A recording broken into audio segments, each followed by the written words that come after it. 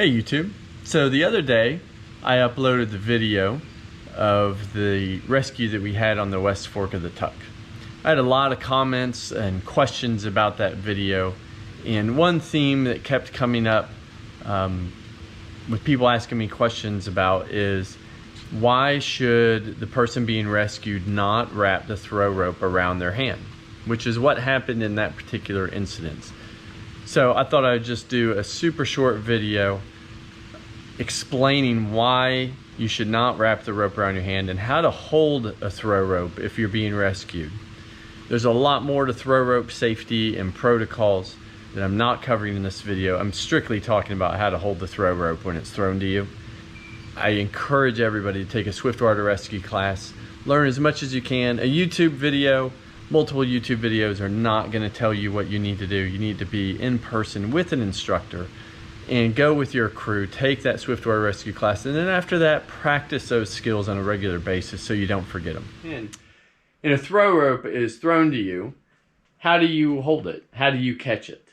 What happened in that video, if you saw it, and you look on my channel, if you haven't seen it yet, go look at it. What happened is when the rope was thrown to him, let's say where the rope is carabiner to my kayak right here for this demonstration, that's me throwing the rope and I'm the person being rescued. What he did was he wrapped it around his hand a couple of times and grabbed on. So the purpose of that, obviously, common sense would say to get a better grip, not have his grip loose, not have his hand slide away, not lose the rope, etc. Right? That's his intention.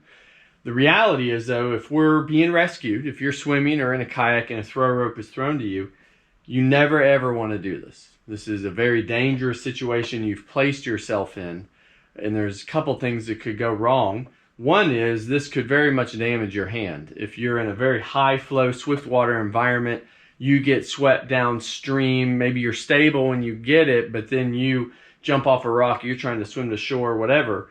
When you put a lot of pressure on this could really, really hurt your hand. It could really break your hand, multiple bones, cause a lot of damage to the tissue in your hand. And beyond that, it also pretty much creates a further entrapment issue. This becomes almost a fixed point that if you get pulled into the current in your hands like this, you don't have any way potentially to release it. The pressure could be too great and you could be trapped, essentially tied to this rope. So short of cutting it or some other external force, this could create a very deadly situation for you. So you never ever, if you're the swimmer or person being rescued, you never want to hold a throw rope like this. Most people, if they're not wrapping it around their hands, they're going to grab it with their thumbs pointing towards a person who threw it, right? Just a normal overhand grip like that. And this can be very prone to slipping. You don't have a lot of friction or leverage. It's pretty difficult, and that's why a lot of people want to wrap them around their hands. So there's another solution, and this is how I've been trained to hold throw ropes if I'm the one catching it. Instead of catching it and holding it with your thumb pointing towards the person who threw it to you, flip your hand around. Keep your thumb on top of it. Don't go underneath the rope. Keep your thumb on top of that rope.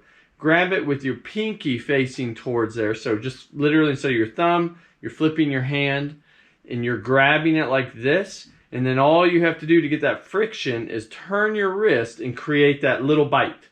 Right? And with my thumb on top up here, if I don't have my thumb underneath it, if I have my thumb on top of the throw rope, with this bite of rope right here, if something goes wrong, if I'm being rescued and it's in my best interest to let go of this rope for whatever reason, all I have to do is literally let go.